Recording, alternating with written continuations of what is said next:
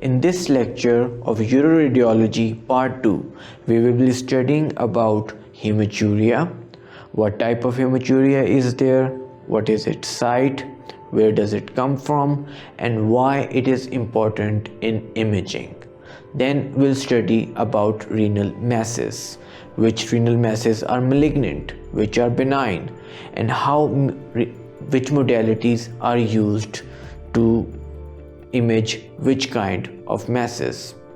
We will also learn about renal cysts. We'll learn about the Bosniak classification system, and we'll learn about the modalities that are used to image it.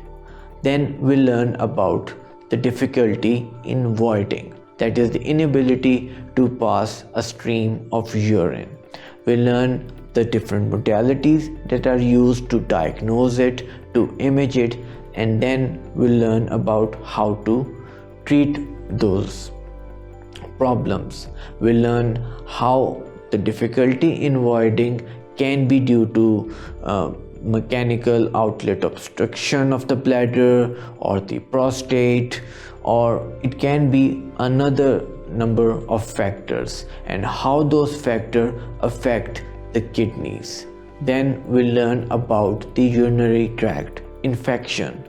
Now, urinary tract infection is of special kind because it presents separately in male and female gender. Now, how it is different in the males and the females, we'll discuss about it, and then we'll learn how the infection presents on the imaging in those patients, how it can be complicated, what complications can arise in the kidneys, and how to counter them, and how to use different kind of modalities and their contrast media.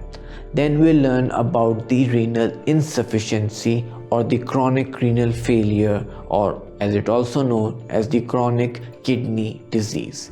We'll learn about the role of imaging in it, which conditions to rule out, and how the choice of contrast media is selected when we have to stage the CKD or the chronic kidney disease.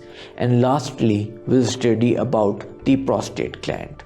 Now, prostate gland is a special gland only found in the male anatomy.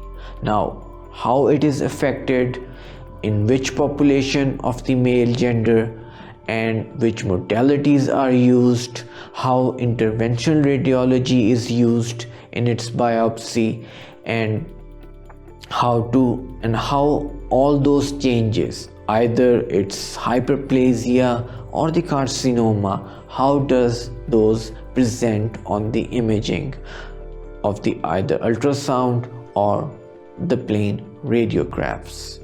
You can find this lecture and its part 1 among thousands of other medical lectures on sqadia.com, from courses ranging from surgery to medicine to biochemistry to physiology. You can find each and every topic on our website, that is sqadia.com.